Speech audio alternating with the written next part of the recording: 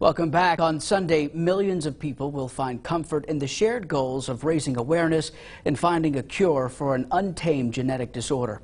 In the midst of this growing population, perseverance and bravery are about as common as the disorder itself, though not nearly as hard to spot. Let me introduce you to a special little boy.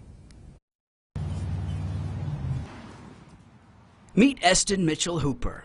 If that name sounds familiar, he's my son.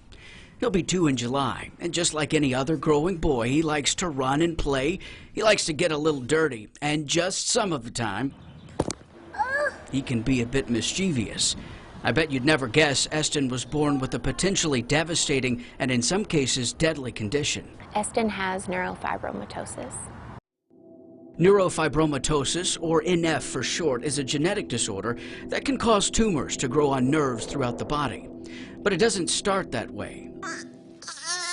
Not long after Eston was born, he had a noticeable brown spot on his chest. His mother and I didn't think much of it, and that's where this condition, which affects 1 out of every 2,700 people, can be so tricky. As hard as it can be on the body, We thought it was just a birthmark. it's often just as hard to spot and diagnose. A lot of these patients fly under the radar. Eston now sees Dr. Jeffrey McLaughlin. He's a neurologist at Cook Children's Medical Center in Fort Worth, an organization dating back more than a century with the goal of working to improve the health of children.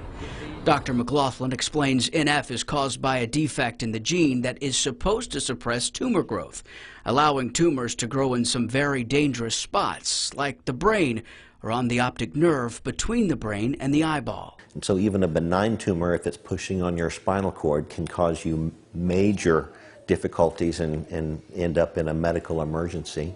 A disorder with the potential to steal his sight, cripple his spine, and even take his life started like this. What we now know are café au lait spots, which is French for coffee with milk, a reference to their color, continued to pop up on Eston's body, here, here, here, and here. This was our clue something was wrong. However, parents, here are some of the other signs your child could have NF. Freckling in the groin or under the armpit, spots on your child's iris, abnormalities in bone growth such as a curved spine, a slow-growing brain tumor, and finally neurofibromas, or what look like lumps under or on the skin. Being aware of these symptoms could help your child overcome the struggles that go along with NF. I think we can mitigate problems. For instance, about half of my kids with neurofibromatosis have some sort of a learning struggle, a learning disability, if you will.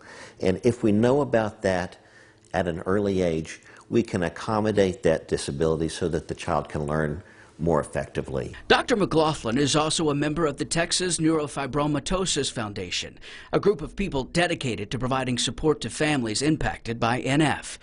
They do this by working hard to back effective treatments through promotion and funding of research and raising awareness. I want to let everyone know that there's hope. Our knowledge is growing and growing exponentially, and if we can raise awareness and have people understand who has this, that we can intervene perhaps in their lives, I think that's going to be a remarkable thing that we'll see in this generation. That first step of raising awareness is where the focus lies in the Hooper family. This is why we've chosen to share our little boy's story. So many people don't realize it, that it's so common. And it just took one person to bring it to our attention. So it was important that, to me, that we could do the same for others. Now, Sunday is National Neurofibromatosis Awareness Day. My wife has been working so hard to get the word out, even getting Governor Greg Abbott and the United States Senate involved. Be sure and tune in on Sunday for part 2 of this story to see how you can join her and thousands of others all over the country in raising awareness about NF. Currently, there's no cure for neurofibromatosis, but we're hopeful there could be one day. Until then, Eston, along with many other babies around the world, see an ophthalmologist and a neurologist once a year to check for tumors on the eyes and the brain. And I'm happy to report he's tumor-free.